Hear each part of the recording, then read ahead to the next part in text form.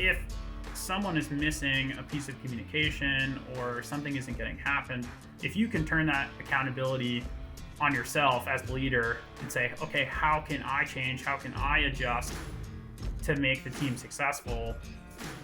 I think to me, that's a much better approach.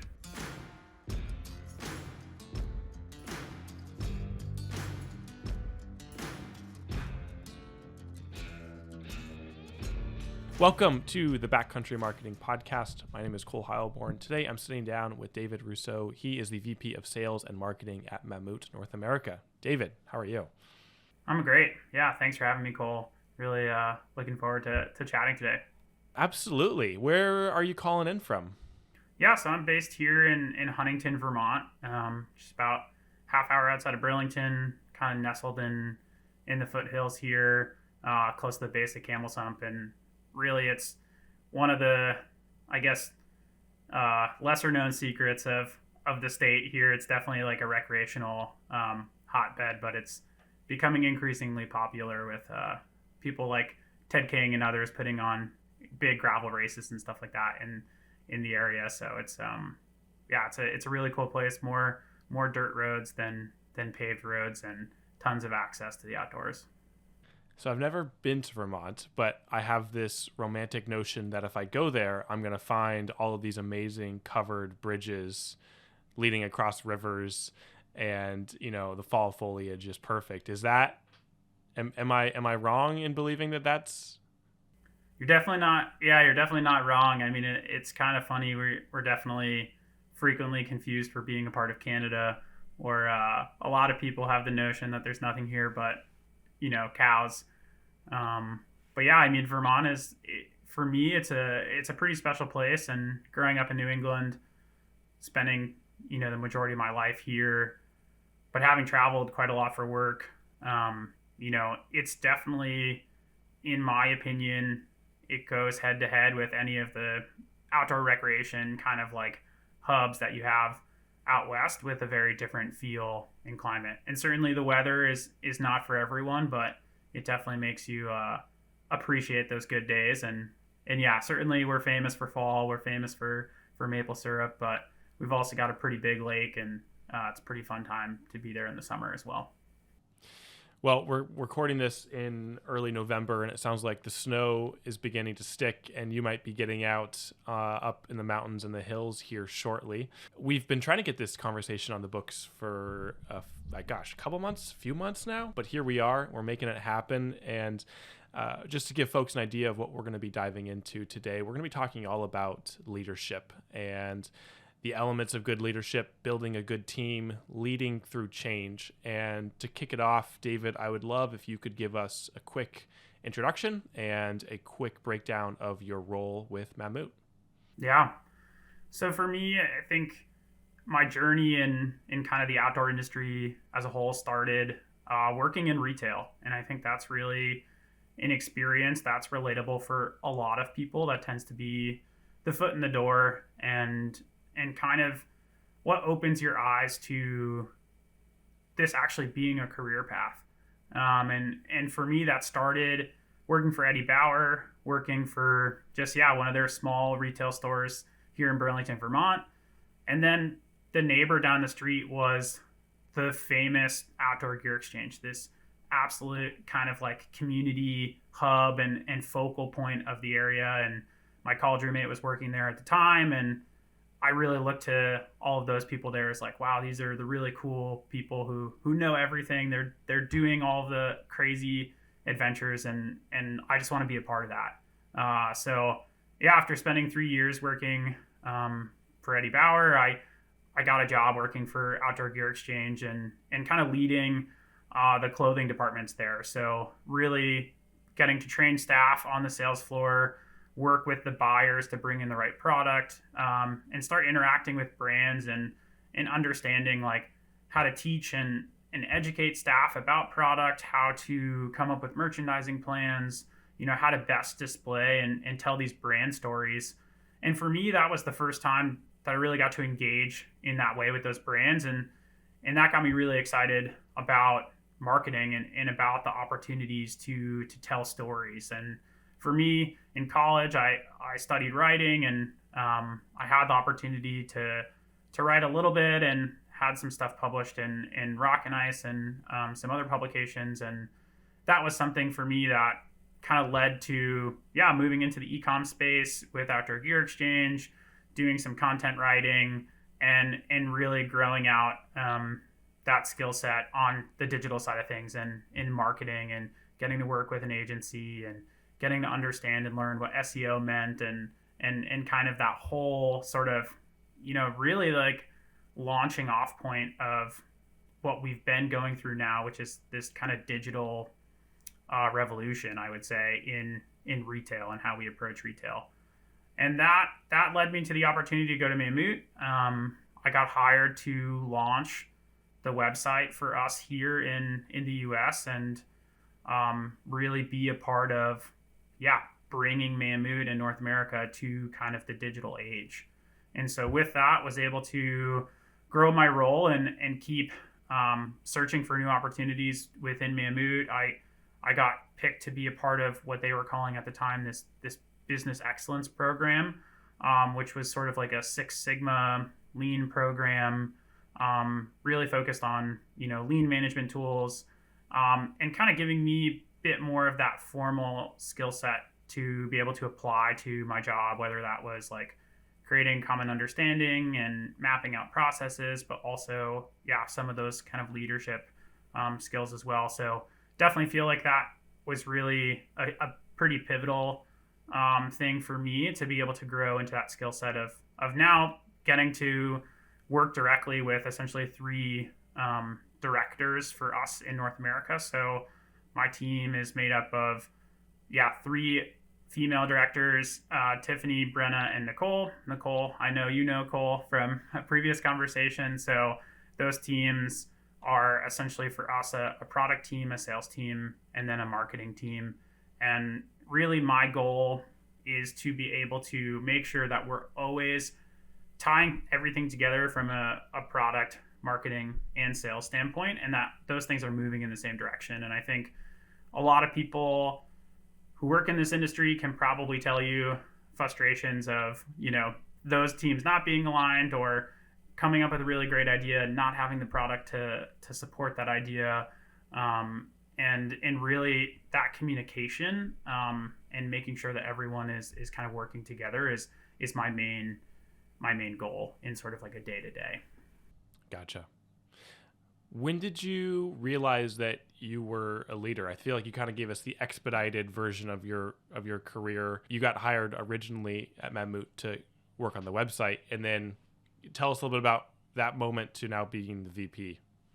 Yeah, I think for me, really what it came down to was I've always had this kind of like curiosity and willingness and kind of like want or internal drive to do more, to learn new things.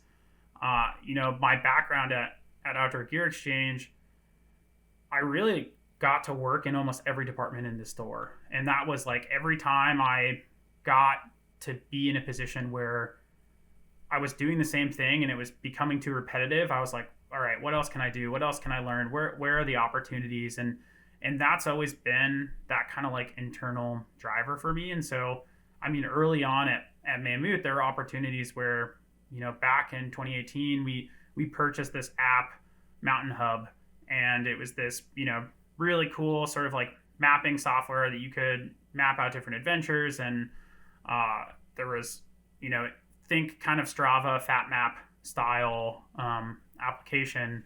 And at the time when we purchased it, there was no one to run the app. It was like we were onboarding that team. It came in and it was like sit down in the circle with the CEO and a few others, and everyone's kind of staring at each other like, hey, who has the time to do this? And I had never run an app before. I had no experience in that. But I knew that, Google has the answers to everything, and that if I was willing to kind of put myself out there, that I could give it a shot. And so I think for me, that attitude is what kept leading to these opportunities. When everyone else was hesitating, I was willing to kind of take that step forward. and put myself out there. And it's a vulnerable position to be in, because of course you can make mistakes and you will make mistakes, and that's all a part of it. But I think for me, willingness to make decisions and willingness to be wrong is actually like a separation for people in moving into positions of leadership. And so that was really, for me, it was those increased opportunities of when everyone else was like, hey, we don't know what to do, who has a solution, to come to the table not only with a solution, but be willing to be the person to carry that extra weight, and invest that time. And that's also, I think, something you have to ask yourself is if it's worth, or if you want to invest that time. It doesn't come for free, for sure. So there was definitely nights and weekends involved there in the beginning. And, I think that really, was one of those examples that kind of set me up to continue to grow into this position. But yeah, it started off as well. It's small. I would say the first team I was responsible for was 2 people. And then that opportunity grew into, with, again, just kind of natural circumstances, people leaving the company, positions changing, us needing to add new structures where, every time the CEO here in North America kind of turned to me and said, hey, would you be willing to do this? My answer was yes, like let's try it, give me a shot at it. And so, yeah, that led to kind of this just organic growth of leading the direct to consumer part of our business, to leading the B2B kind of wholesale part of the business, to then sort of taking over managing what we were doing for the demand planning, the buying, the merchandising, sort of like the product tasks. And then, later in 2021, also tying in and overseeing the marketing piece as well. So it really was that kind of one chunk at a time, one team at a time, and then trying to build out, those team leaders and directors to directly support me, because in the end as well, like, your team needs time, and I don't think any organization can be successful if one person has like 30, 50, 100 direct report tos. I don't know how you balance the one-on-one calls on a calendar that looks like that. So sure. Interesting. So that seems like you came into the company relatively in a few years. You kind of bounced around between all the different departments, started to understand the lay of the land, and then found yourself in the position you are now. How do you think about your job as a leader? Yeah, I think for me, it's, a lot of that comes down to setting the tone. And I think when you hear people say that phrase, some traditional examples of that is like the CEO or the leader who shows up first in the office, and they're there before everyone else, and they leave last. And I think that's that classical, setting the tone, if you will, or sort of like establishing, a culture of what work looks like. But for me, where that comes down to being most important is setting the tone when it comes to attitude, and when it comes to energy. And for me, like, optimism is one of the most important, attributes, I think, for myself in order to be successful in doing my job. And I really think a lot about how do I make sure I'm using energy for good, because again, I think one of those separators and what I experienced in terms of maybe even going from being considered like a manager to being in a leadership position is when you're a manager, you can afford to be talking with your team, and when people are frustrated or someone's upset, you're kind of all just, piling on and like, yeah, that meeting was terrible and I can't believe it went that way and I can't believe this person said that. But that's using that energy in a negative way, and it's feeding into that. And I think your responsibility as a leader, it really comes into always making sure that you're taking that one step back and saying, okay, how can I make sure that we can set that aside and keep moving in a positive direction and keep that momentum moving and kind of, really be, I wouldn't say in control, but sort of dictating the energy of the room and the energy of the team. Because I think more than anything, that energy and that momentum moving in the right direction is what leads to success versus not. And it's sort of like having a fast forgetfulness or sort of like a very short memory of okay, that happened, acknowledge that it happened, and how do we move on, and how do we talk about a solution and moving in the right direction. That's really for me, for like underlying all things for how I see my job and my like most important responsibility is like setting that tone, leading with positive energy, and always be sort of creating that momentum in a forward direction. Yeah, I love that. You're channeling the energy of the room rather than telling people where they should or how they should be using that energy. Yeah. And I think just another thing I would touch on there, Cole, is like, for me, there can be times where, I think like one of the best pieces of advice I ever got around energy, especially when you're like in a room with people, like whether that's giving a presentation, doing a training with staff, in a meeting with a vendor or a client, etc., is acknowledge the distraction. And what I mean by that is if everyone's about to sit down and you, Cole, are in the back of the room making a cup of coffee really quick and the spoon is clattering and there's this noise going on, instead of ignoring that and trying to start your conversation, acknowledge that distraction and maybe even like make light of it, and be like, oh, looks like Cole had a long night last night, needs some extra time to make a coffee. Like, let's give him a minute and then we'll get started. And that's another way that you're dictating that energy in the room. And you're understanding that everyone's paying attention to that distraction. So instead of trying to hide from it, you acknowledge that distraction, you draw that energy, and then you kind of pull it back in and move it in the direction that you want it to go in. I can see that applying in other circumstances as well, not just in a very particular, in a meeting example. I could see that being applied on a much larger scale. Do you have any examples of acknowledging a distraction at a much higher level? Yeah, I think, another example of that might be, let's say, for a business, product shipping late. I think that's like something where we've all experienced that during the past 2 years. Supply chains were a mess. And those excuses about why something can't happen or why the team is upset about something or why something isn't going according to plan, to me, that's another time where you can kind of like acknowledge the distraction first and be like, look, I understand we're all disappointed by the fact that this product is late and that we had these plans.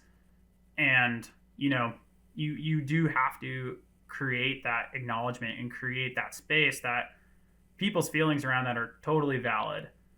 But then you have to quickly kind of create that opportunity to say, we understand this product is late, but we have 200,000 other products in our warehouse today. How do we get creative and come up with an opportunity to continue to move other product, continue to, change our plan and do something different? So yeah, I think at scale, that really can represent any opportunity or any time where there's disappointment, something doesn't go according to plan, quickly acknowledging that, letting people know that that's a valid concern, but then creating that opportunity for, let's talk about a solution, let's talk about moving forward. I think, you see that happen every day.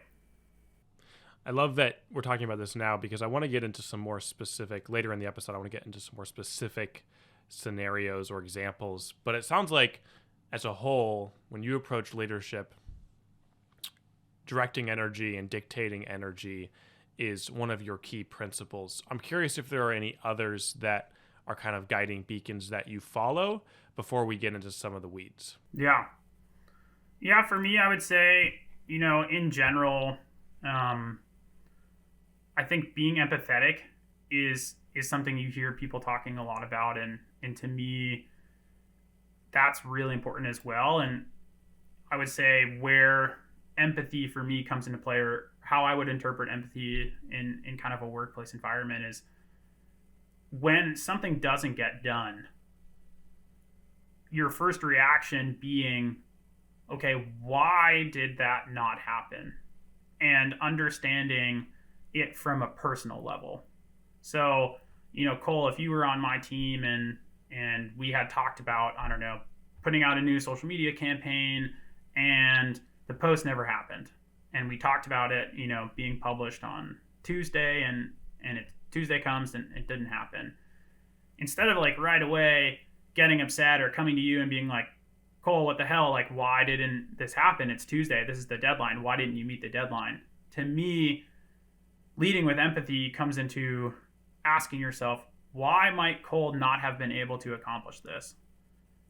Understanding, hey, maybe Cole has a lot going on at home right now, or, oh, his wife's traveling and he has to take care of the kids, or, hey, when I look at the task list that I have for Cole, I asked him to do 10 other things that were due today, so maybe that's why it didn't happen. And then have that conversation and understand from your perspective why it didn't happen. And then how do you adjust, adapt to make sure that you can be successful in the future? But for me, that level of empathy, I think, is super important, because I think you hear it all the time. It's like every leadership book right now is talking about empathy.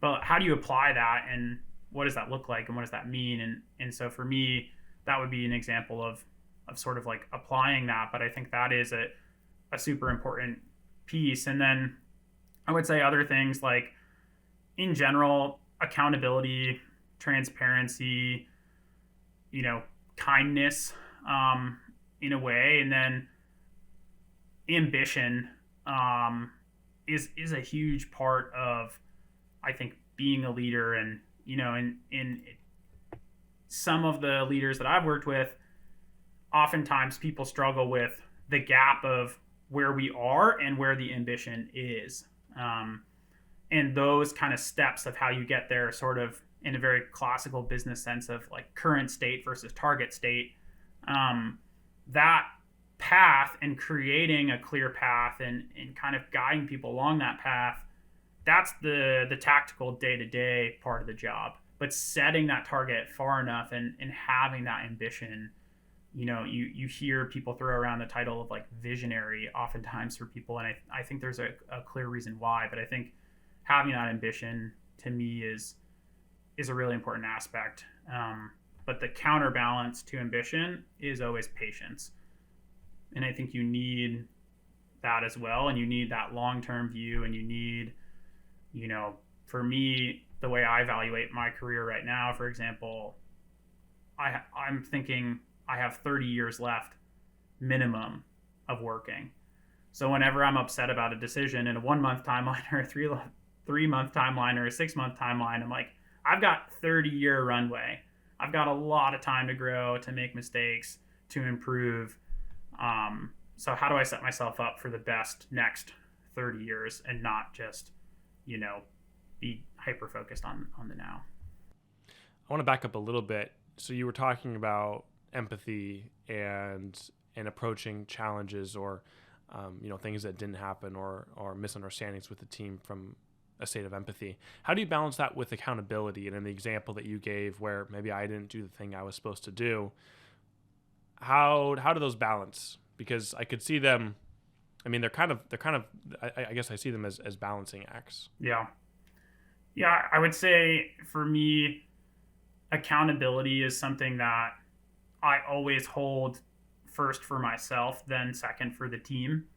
And oftentimes I would even say maybe a critique or weakness of mine would be, I like to take sort of ultimate accountability, or almost in some ways like a radical approach to accountability for myself, where, accountability in a lot of ways helps with being able to improve something. If I put all the accountability on you, Cole, for example, I only can improve so much your ability to do something. A lot of that is going to lie with you.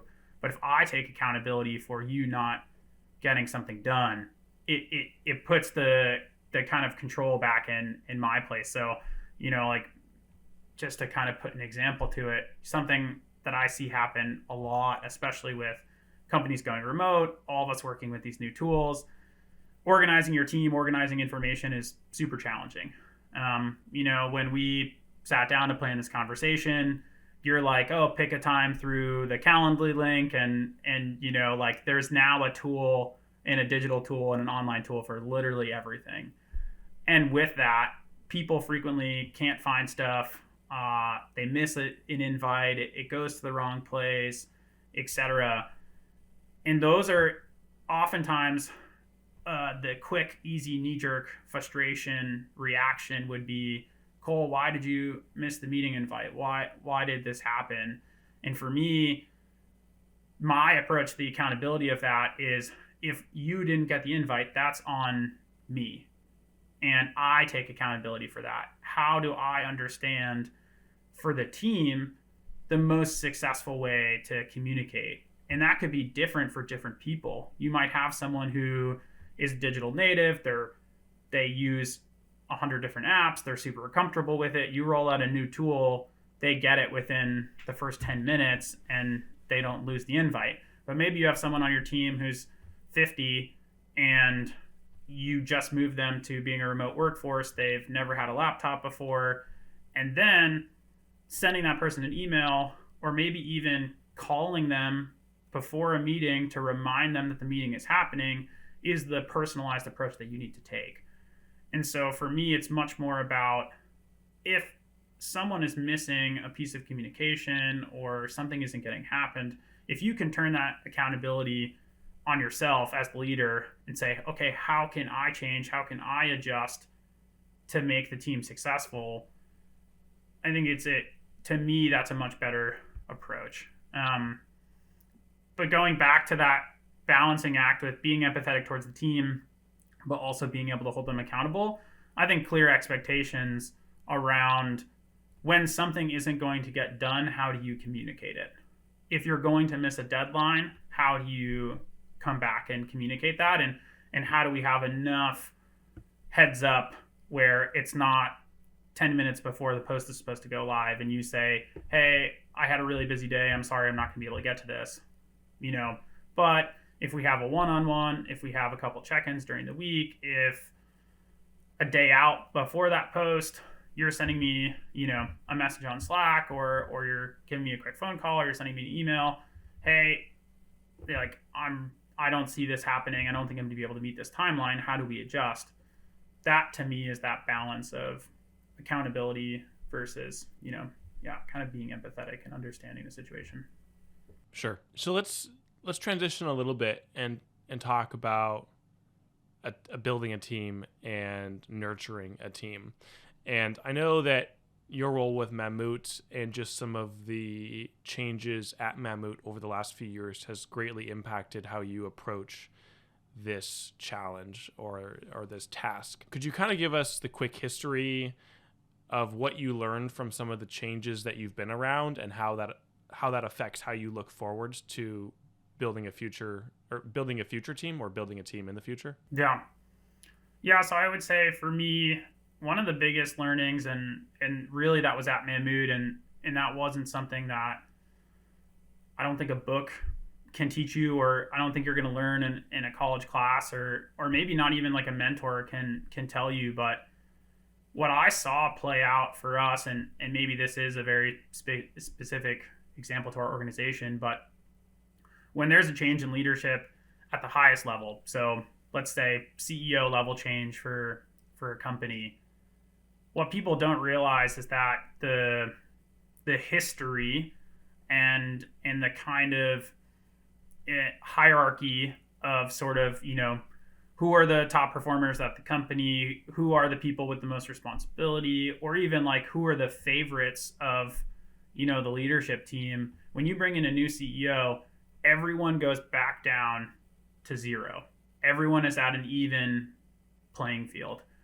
And what you see very quickly is that showing that you have a positive attitude in that environment, showing a willingness to take on responsibility, showing a willingness to provide value or make decisions or create calm and kind of certainty for the organization, those are the really valuable skills during a time of change. And anytime you have that really high level change, it's very hard for people to adapt, because you can have, whether that's like a C-suite or a team of directors or a team of senior managers who are making the decisions for the company, a new leadership's going to have a completely new philosophy over how to make decisions and how to lead the organization. And so those people who are used to sitting in the closed, boardroom environment and planning out a strategy, overnight, they might not be invited to that table anymore. And so for everyone, it very quickly becomes this place where you have to kind of forget the past and bring that really positive, optimistic mindset. And so one of the kind of ways that you look at building a team coming out of that environment is, who are those early adopters to that change or that change in strategy? Who's coming with that positive attitude? Who can create a sense of security and kind of really in that classical sense of like, hey, follow me, we're going in this direction? Who can be those kind of like trendsetters within the organization? And I think identifying, those people is a really great way to lay a foundation for a new strategy or for a new change or for a new organizational structure, and then create teams, behind those people. But what's really interesting to see is if you go through multiple of those changes within a 3-year, 5-year, et cetera, timeframe, that reset back to zero, in my experience, happens every time. And so even if you, let's say you were in a management position and you had one direct report to, and you got a full new leadership change, they're evaluating the entire organization, and maybe they say, hey, we really love Cole, or we really love, this other person and the attitude and what they're bringing, and we think they have a great vision.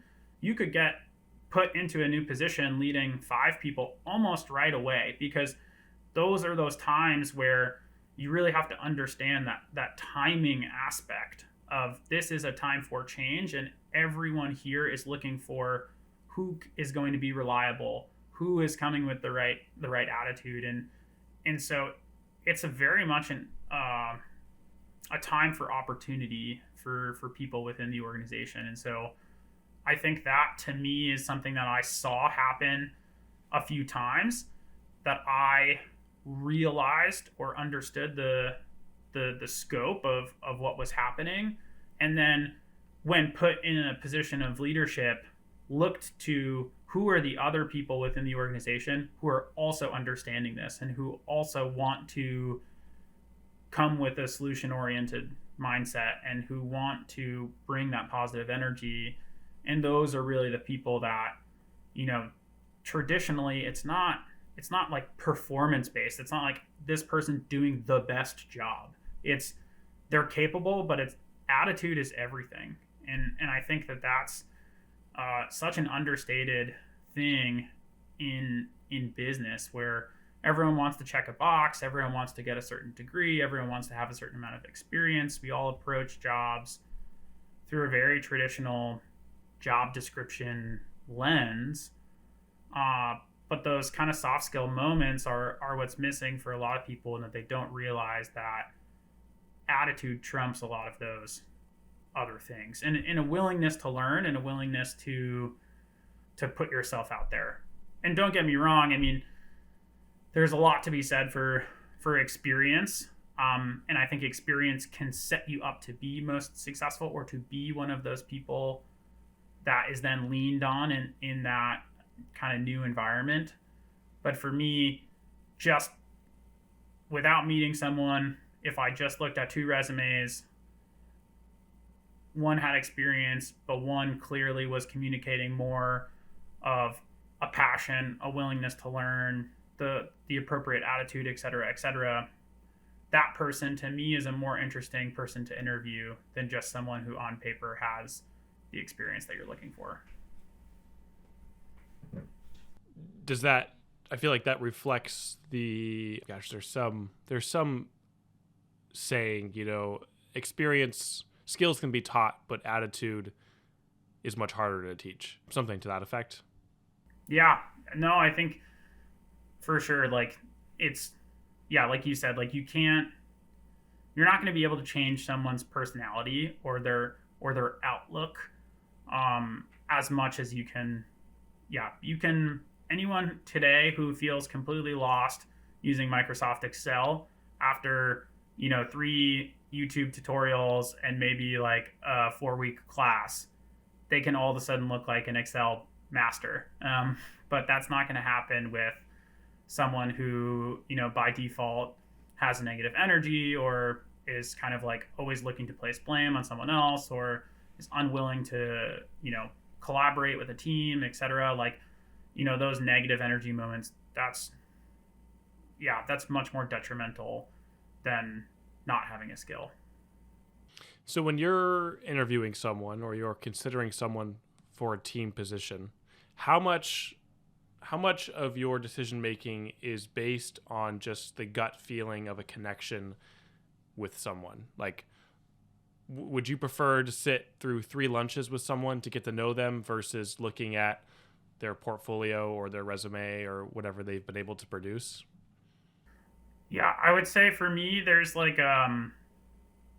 there's always going to be that very basic expectation of, okay, for this type of role, we want to see someone with 5 years of experience or 7 years of experience or 10 years of experience. And I think in some ways, a lot of that is like actually more of a test of maturity or a test of professionalism than it is that just being somewhere for 5 years means you have gained a certain skill set. Because to me, like, just time alone in and of itself isn't necessarily a good measurement, but I think a lot of the reason for requiring 7 years of experience, for example, is to get someone with a certain level of maturity or professionalism in a workplace environment. Basic things like emailing people respectfully, returning phone calls, showing up to work on time, being dressed appropriately for the meeting, which, like, in the outdoor industry is actually kind of a funny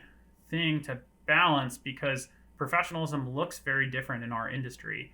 And if we're meeting a client or a customer or a vendor to go skiing for the day, then you should dress like that you're going skiing for the day versus, being in the office and kind of the expectation just being, hey, show up in clean clothes and look presentable enough. I'm not expecting anyone to be in a suit, but yeah, that I think. So for a resume, yeah, there's a certain aspect of testing or litmus testing that kind of like professionalism piece. But then after that, I want to see a level of understanding. Does this person know what it takes to perform the job? Do they seem like they get the ask? And that to me is more important than necessarily the hard skill behind it, if that makes sense. It's, if I were to hire for a dealer service position, does that person know what dealer services entails? Do they have a general understanding of the expectations for that job? But then the difference between someone who has great communication skills, who's friendly and enjoys talking to people, versus someone who previously spent 3 years as a dealer service rep at a different job, but they actually don't like talking to people.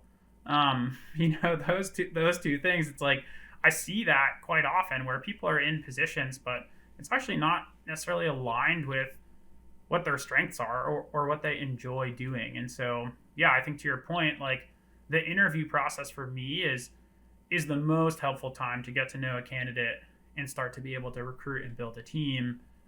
And that is a lot more about just fit, feeling, attitude, and kind of sussing out, like, also, like, does this person want to get, quote unquote, their hands dirty, or, get into the weeds, kind of get in the trenches, whatever cliche you want to use, or are they someone who's looking to sit back and, make big picture decisions and not necessarily do the work?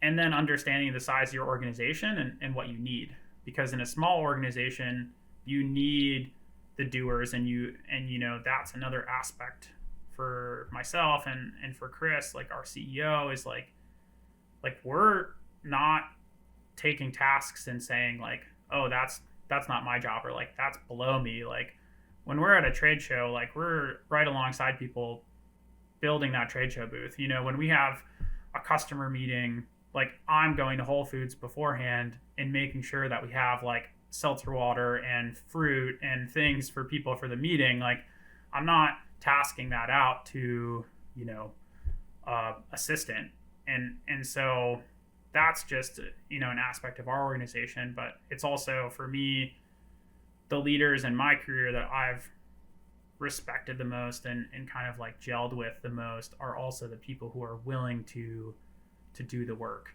I love in movies when you see like the restaurant owner and he's like out front sweeping the steps, and he's like taking pride in his space, and he's like just as involved as the rest of the team. I think that's, to me, that is a very important aspect of building a team and having that culture. How do you know when you've built a team that's working well? Are there outputs or indicators that you can measure when it's all working?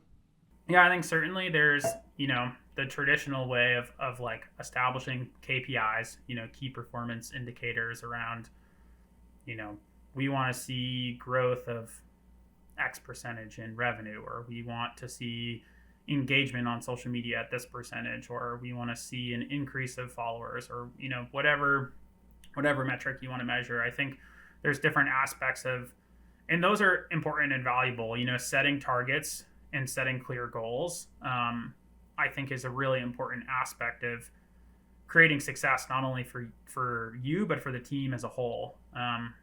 Like some of the analogies I use for my team around why setting goals are important is, if you were to go to a firing range and there's no target at the end of where you're shooting, you'll still probably have fun and you can do that for a while, but at a certain point you're actually going to get bored, because you don't know, like, am I getting better? Am I getting more accurate? Am I hitting the bullseye or not?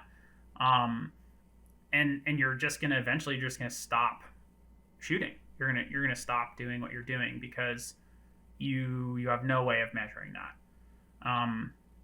And I think that, like, I don't know, let's say, another example of that would be you're a heavyweight boxer and you're aiming for a certain weight to be able to like get into that weight class. Like without a scale, it becomes extremely difficult to know if you gained enough weight to be able to, compete and fight in that heavyweight weight class. And so you do need some of those metrics or some of those goal measurements to know, okay, I feel like the team is working well, but also the team has that buy-in. The team has something that they're working towards and that they feel good about that. And I think those goals have to be beyond just revenue targets. They've got to be specific to a team. They've got to be specific to tasks in order for people to really feel a part of something and bought in. And then on the flip side, from purely just like a leadership perspective, I would say like one of the most ironic aspects of leadership is that when the team is doing their best, they are going to get all the credit. And when they are not doing well, you as the leader are going to be taking all the blame. And that's something that you have to be comfortable with, and you have to understand that that's an aspect of the job. And the other side of when the team is going really well, you often feel like you aren't needed. And that's a really tough thing, I think, for new leaders that doesn't get talked about, because every leadership book I've ever seen or read tends to come from someone who's like been a leader for 20 years. And so they maybe don't even remember what it was like when they first took on that responsibility or they first started leading a team. But when you go from being someone who's a doer or executing everything on your own to being someone who's teaching and coaching and having other people actually executing the work, when all of that's going really well, that team doesn't need your feedback. They don't need you to teach them something. They don't need a second set of eyes on things before they send the email. They don't need you to take a look at a marketing brief before, sending it to a partner. And that can be really challenging for the leader to understand that in a way, you're going to feel unneeded or almost unwanted. And so you have to start to really fuel your personal battery on the success of the team, and then look long term in those moments where you have that stability and you have that calm.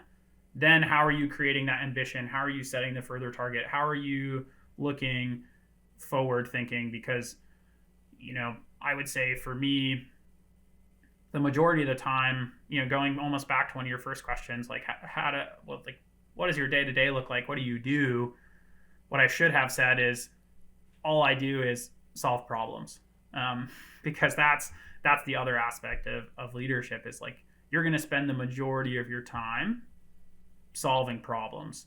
And that's another thing that when you first step into that role, you're like, man, people only come to me when something's broken.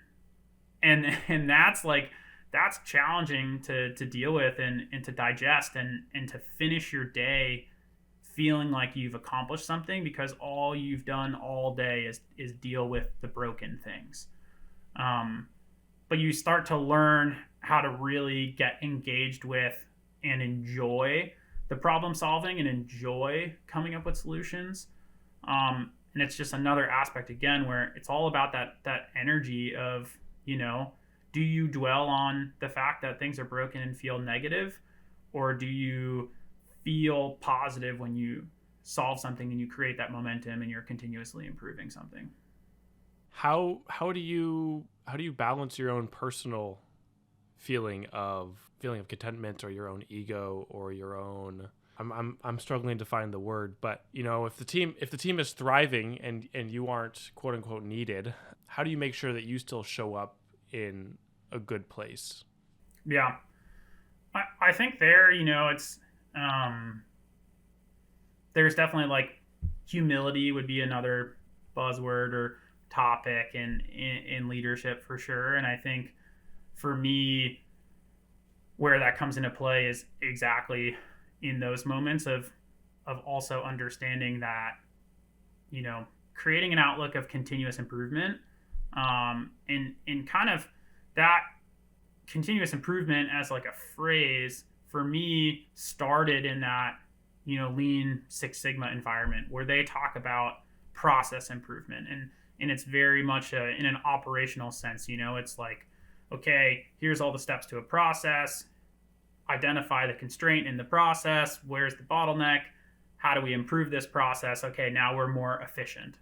But that same mindset of continuous improvement can be applied to every aspect of your personal life. How do you improve motivating your team? How do you improve running more efficient meetings? How do you improve your email response time, your time management, your health, your work-life balance? Like there's so many different pieces that you can go after. And so I would say in those moments of, feeling like, hey, the team's doing great and they don't need me, how do you take a step back and go for one of those continuous improvement projects?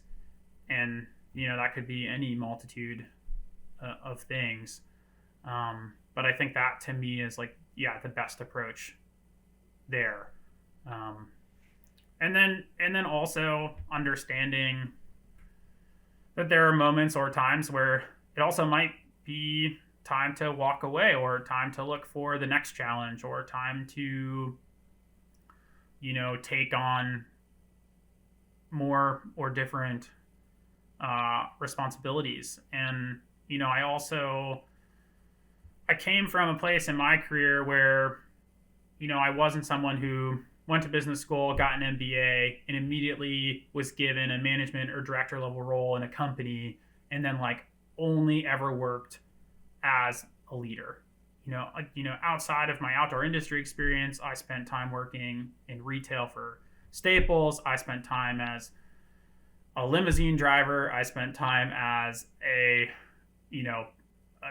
counselor for an after school program, as a summer camp counselor at a soccer camp, at a video rental store. Like, I've worked so many different jobs.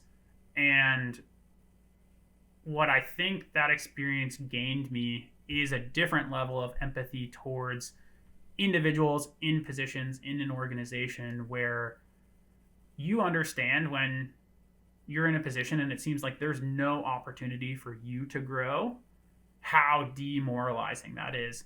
And so for me, I'm also always looking at where are there opportunities that I can step aside and give someone an opportunity to grow into something new. How can I structure teams? How can I structure responsibilities that always guarantees or kind of fosters an environment for people to be able to grow? Because the last thing I want to do is create a situation where someone just feels like they're up against a hard ceiling and they're like, man, until my boss retires, I'm never going to be able to do anything else. And so, I think that's also in those moments of, hey, everything's going really well. The team feels like it's in a good place here. That's another sort of like self-reflective time of, can someone else step into an elevated role? Can someone else move and can you create opportunity for other people? So I think that's another key piece of it. And don't get me wrong, I think maybe I'm painting the wrong picture that like I have tons of moments where I don't feel needed, and that's like, it would be amazing if my job felt like that every day. I'd feel really good about how I was doing, but those are, you get those moments, and you get plenty of other moments where it feels like nothing's going right. So there's always a balance there. When we connected previously before this call, you had mentioned this idea: 1 year of learning, 1 year of doing, 1 year of teaching. And I'm curious if you can kind of break down that 3-step process, and how does that contribute to the overall development and growth of a team member, and ultimately helping launch them into their own career path or their own direction? Yeah, I think for me, what I saw happen time and time again is, and I would hate to have people listen to this who I've worked with and be too self-critical, but I think it's really easy for people to get impatient. And that patience piece is really hard to grasp in that big scale.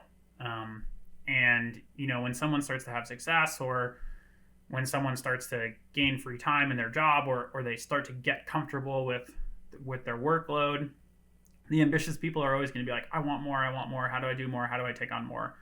And for some people, it's very much like, I want to be a manager. I want to manage people. I want to have a team. Like, how do I do this? And so what I saw as trying to be able to kind of foresee that is to think about development plans, or think about setting people up for, hey, let's view this on a 3-year time frame, or let's view this on a 2-year time frame. and let's talk about what your goals are, and let's talk about a future salary, and let's talk about these different things, and then let's set up these kind of benchmarks for these different milestones that you can hit on this path towards that ultimate goal. And I think what that accomplishes is it really creates a sense of ownership for that person of, if I can follow these steps, then I can achieve these goals, then I can get, this increase in my salary, this increase in responsibilities, I can gain these things. And so in kind of building out that framework, that's where I kind of saw this pattern of really what it comes down to for those team members is it takes most people a full year of really learning something before you get a grasp of it. And the outdoor industry, we're very seasonal in our approach, and everyone knows that there's like sell-in season for the sales team for spring summer and for fall winter, and there's go to market plan for spring summer and for fall winter. But oftentimes those products are actually different in spring summer and in fall winter. And maybe those retailers you work with are different in spring, summer than they are in fall, winter. And so even in that 1 year of doing, or that 1 year of learning, that first year, you're actually never getting to repeat a process because it's a unique process in spring and then it's a unique process in fall. And so you're not actually applying the learning until the following time through. And that's hard for people to grasp as well. As like, we have these seasonal timelines, for my buying team, for like the demand planning team, it's like they place 3 intercompany orders and then they have a big break and then they place 3 intercompany orders and then they get back to another spring and they get to see in that following year, were we right? Did we make a mistake? Did we buy too much? Like what's happening?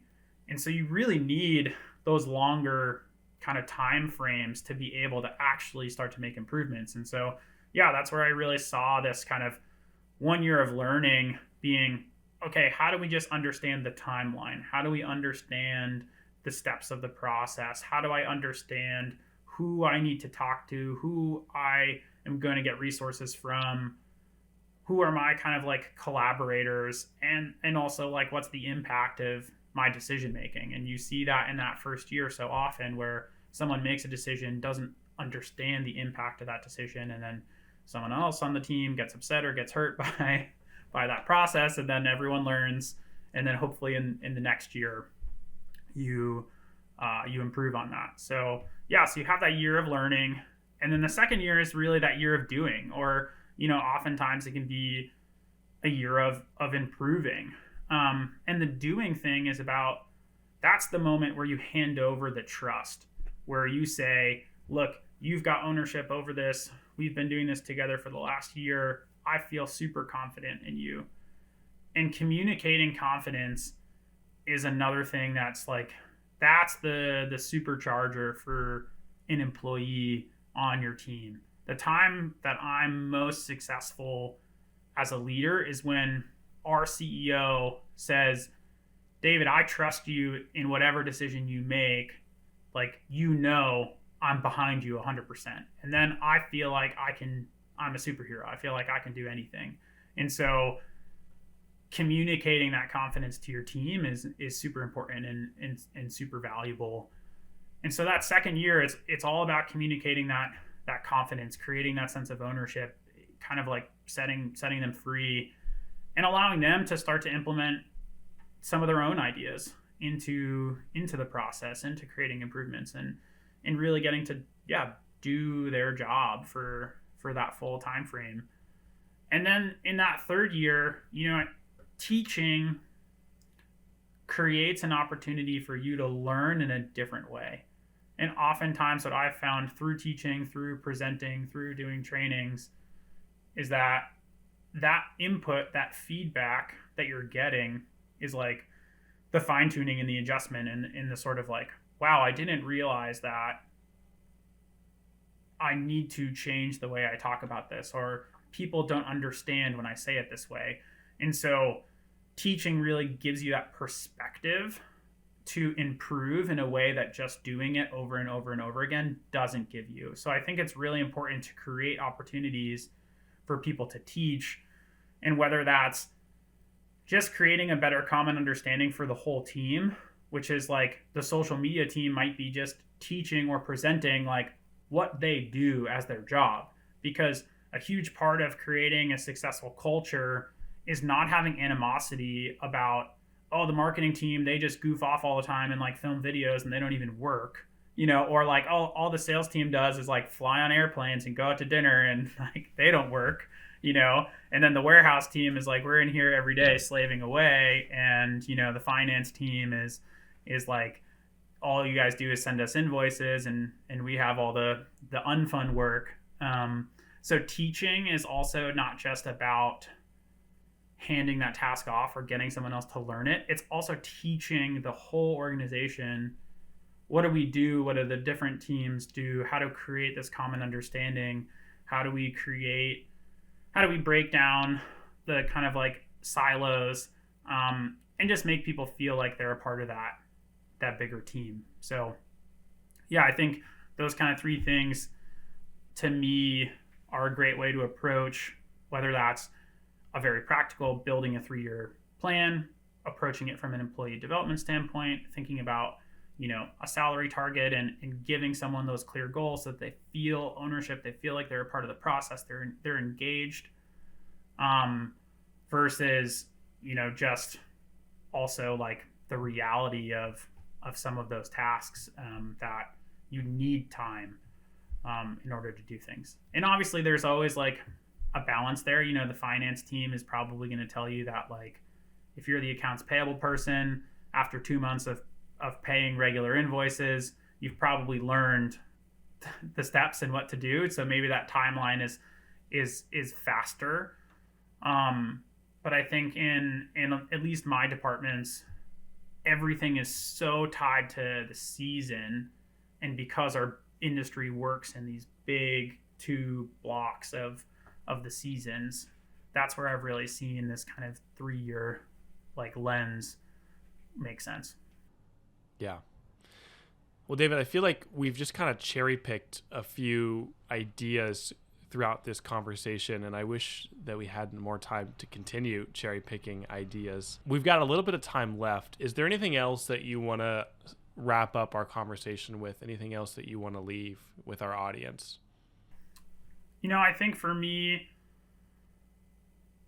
one of the things I would say, or like, maybe to own up to a mistake I've made or like a learning that I would pass on, is understand the impact of making time for your team and know what happens when you aren't able to make that time. And that can be being double booked for a meeting, or in saying, hey, I'm so sorry, I'll be there in a half hour, or we're 15 minutes late.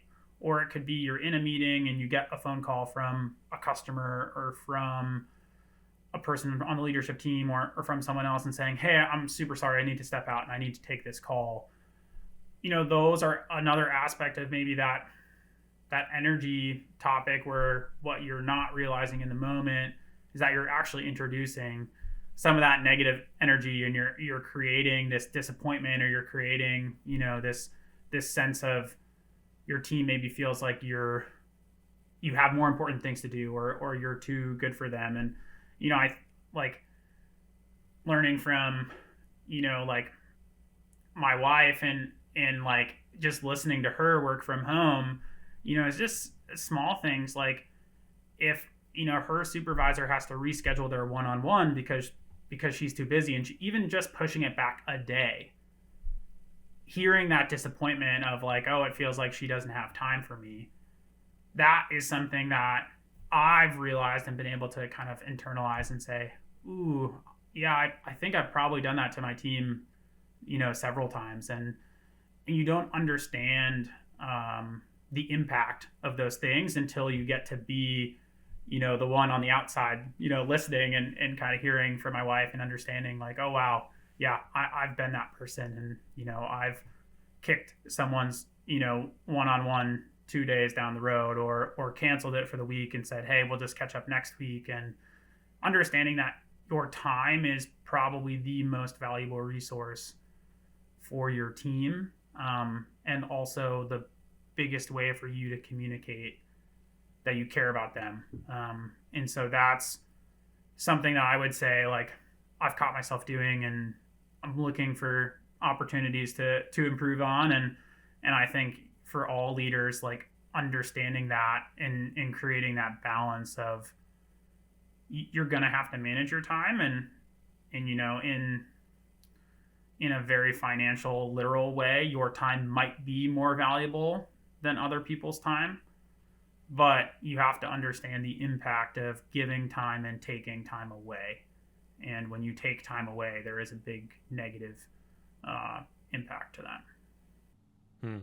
To send us home, are there any books? Are there any leaders that you look up to, that you go to for inspiration or ideas? Are there any resources that you would recommend aspiring leaders or leaders who are listening to check out if they want to learn more?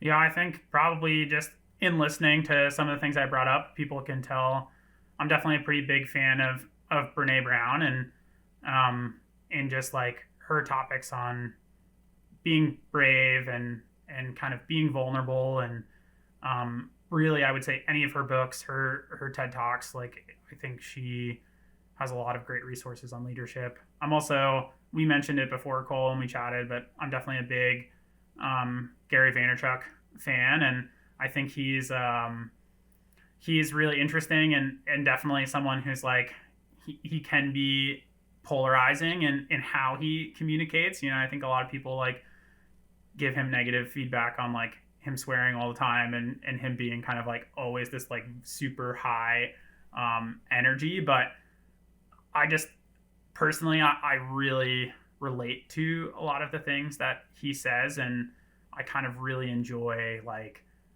I don't know, like he uses humor in a very like nuanced way that I really appreciate. Like, I think one of my favorite super short interviews he did, this guy came up to him at the conference that he put on, and he was like, hey Gary, I really want to get more into public speaking, and I want to put myself out there more, and all these things. Like, is there a resource where I can find speaking opportunities, keynote engagements, everything?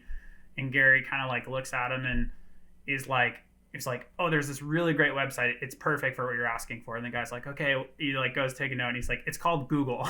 Like, and he's just like, just Google it. Like, it has all the answers. Like, there's no secrets here. Like, and so he almost in a way has this kind of, yeah, like, no bullshit kind of attitude. Like, just do it. You can do it. And for some people, they kind of categorize that as the negative aspects of like this grind culture and other things. And I think with all people, you can pick apart good and bad. But yeah, for me, I found a lot of value in a lot of his leadership things. And I think similar to Brene Brown, he's pushing a lot more of like the soft skill approach side of things, sort of like the emotional intelligence side of things, EQ over IQ, and really like just being compassionate, being transparent, being empathetic.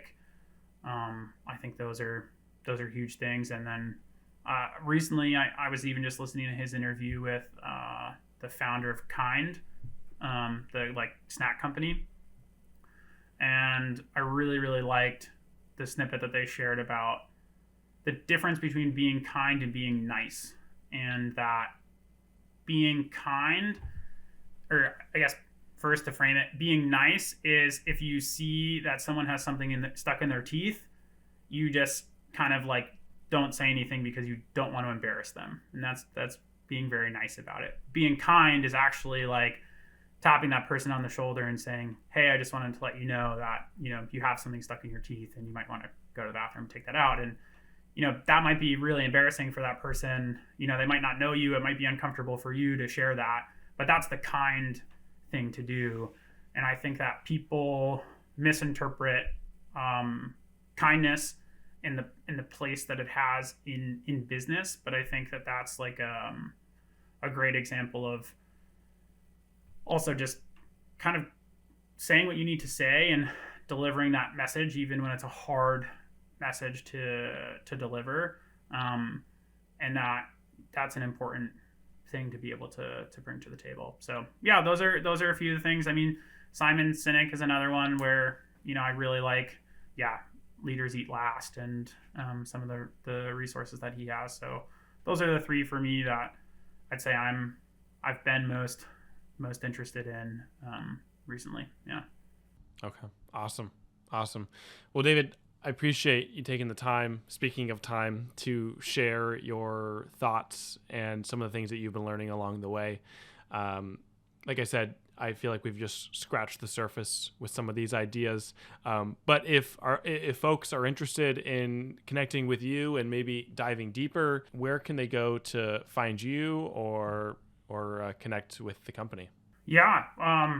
From a company standpoint, it's Mammut NA is Mammut NA is the Instagram tag. Just Google it. Yeah, feel free to drop us a DM there, and we're happy to respond and chat with people. Mammut.com is the website. Pretty easy, MAMMUT. We do have kind of a funny brand name to pronounce.